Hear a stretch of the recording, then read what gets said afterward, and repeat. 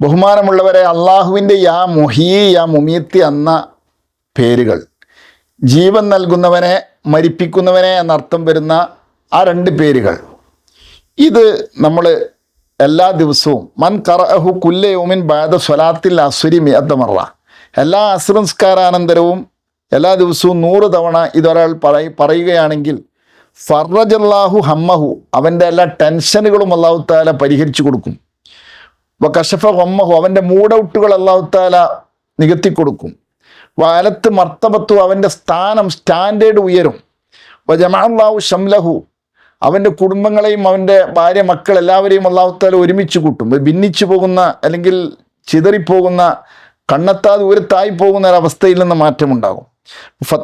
ഫതഹലഹു അബ്വാബ റിസ്ഖിൽ ഹലാലി മിൻ ഹൈസു ലാ യഹ്തസിബ്, അവൻ വിചാരിക്കാത്ത ഭാഗത്തിലൂടെ ഹലാലായ വരുമാന മാർഗങ്ങളുടെ കവാടങ്ങൾ അവന് തുറക്കപ്പെടും.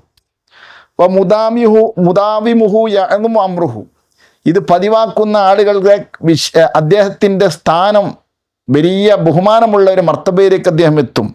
വൽ മുത്തഹയ്യറു യദ്കുറുഹു അൽഫൻ ഫയഹ്തദി, ഒരു വിഷയത്തിൽ പരിഭ്രമം സിദ്ധിക്കുന്ന ആള് അല്ലെങ്കിൽ ബേജാറാകുന്ന ആശങ്കിക്കുന്ന ആൾ 1000 തവണ ഇത് പറഞ്ഞാൽ അദ്ദേഹത്തിന് ആ വിഷയത്തിൽ സമാധാനമായ വഴി പരിഹാരം അല്ലാഹു കാണിച്ചു കൊടുക്കുമെന്നാണ്. ഇത് മഹാനായ ഇമാം അഹ്മദ് സുറൂഖ് റളിയല്ലാഹു അൻഹു പറയുന്നുണ്ട്, ഉപയോഗിച്ച് നോക്കുക.